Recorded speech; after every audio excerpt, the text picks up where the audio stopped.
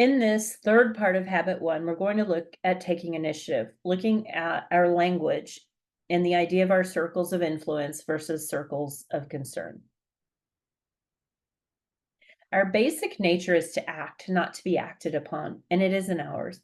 To create circumstances. It means our response to the circumstances. It means that we recognize our responsibility to make things happen.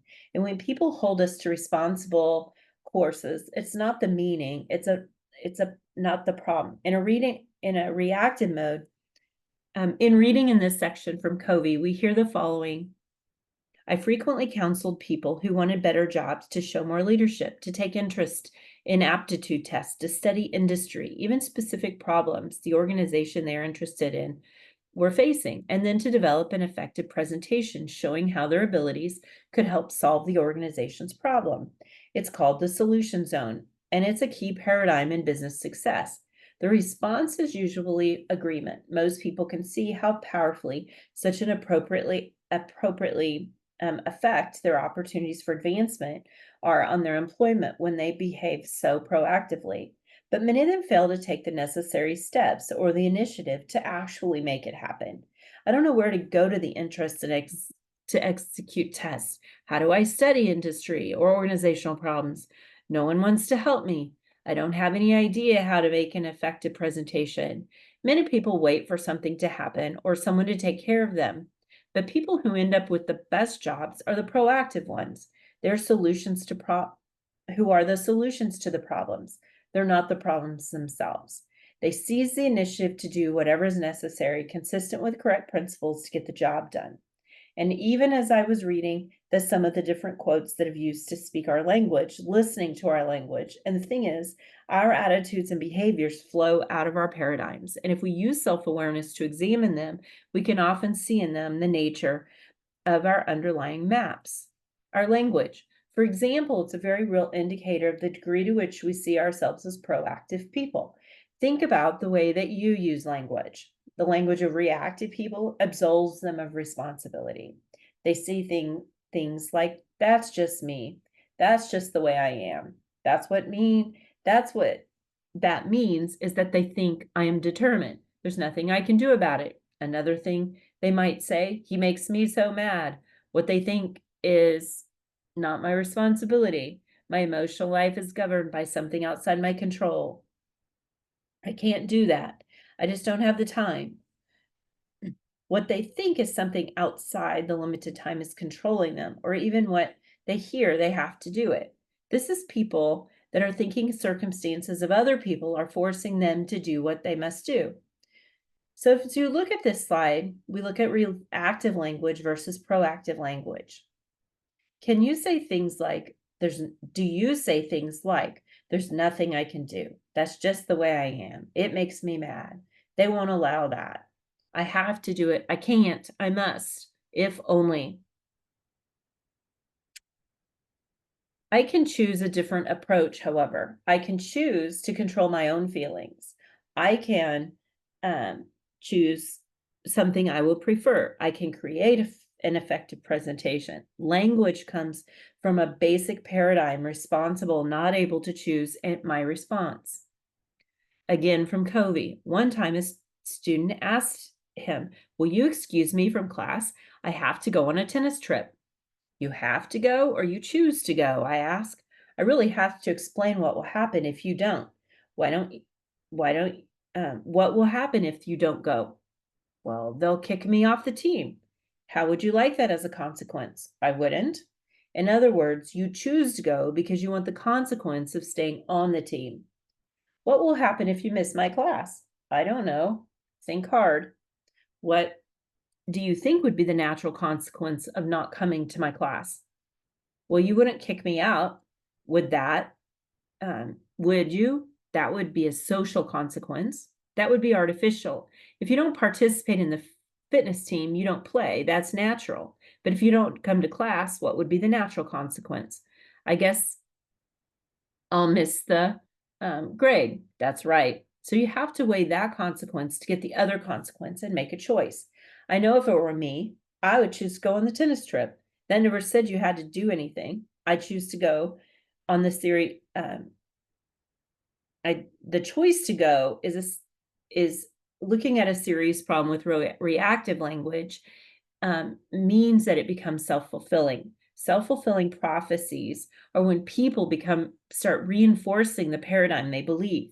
They're determined and they produce evidence to support the belief they feel increasingly victimized and out of control, not in charge of their life.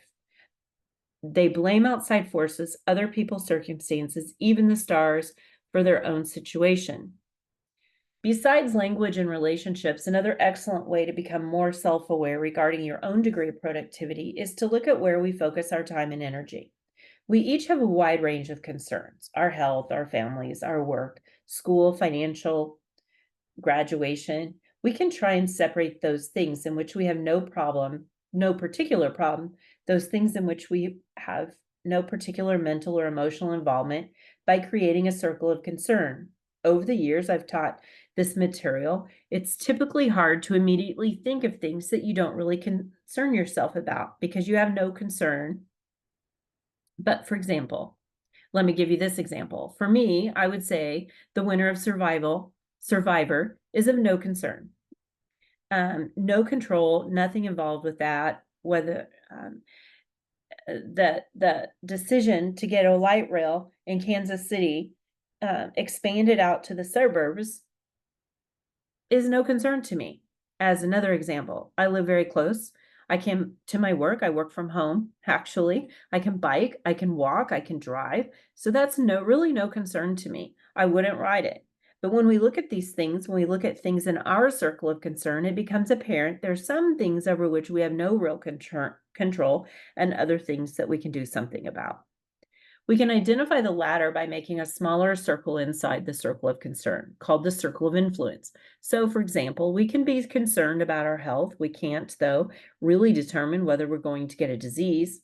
There's genetic issues in our family, cancer or things like that, but we do influence keeping our weight. But we can influence keeping our weight at a good and healthy range, exercise, or eating right. Those are things we can influence. So our health is a concern, but we can't necessarily control our health. Proactive people focus their efforts in the circle of influence. They work on things they can do something about. The nature of their energy is positive, enlarging and magnifying, and this causes circle of influence to increase. People are drawn to positivity. So as you focus on your circle of influence, that positive energy gives you even more influence. It incrementally increases. Reactive people focus in the circle of concern. So they're always worried about things they can't control. They focus on the weakness of other people, the problems in the environment, and circumstances over which they have no control. This negative focus causes their circle of influence to decrease. You can understand that we don't have that. We don't have to grow into negative people. We can do something about it. We don't think this is something I'm attracted to. We're not tending to be attracted to people with a focus on the circle of concern. By working on ourselves instead of worrying about conditions, we're able to actually influence those conditions.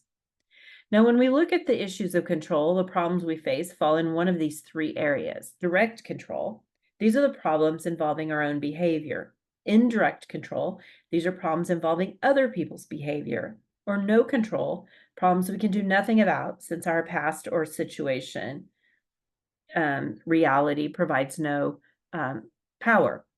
The proactive approach is the first step in the solution of all three kinds of problems within our circle of influence. Direct controlled problems are solved by working our heads in private victories.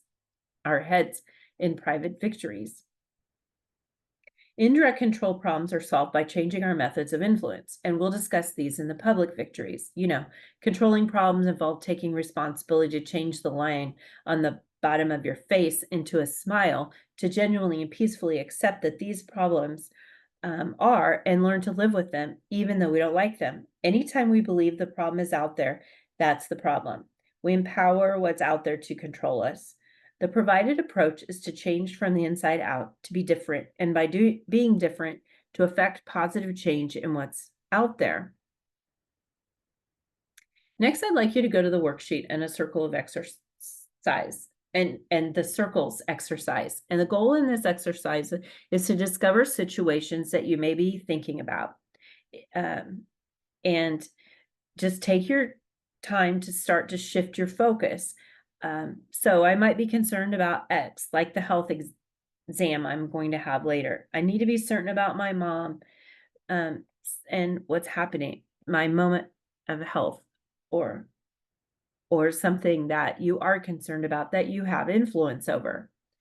Um, and you will work through the exercise to see what you can change and how to have positive energy. When you're finished with that exercise, come back and finish with part 4.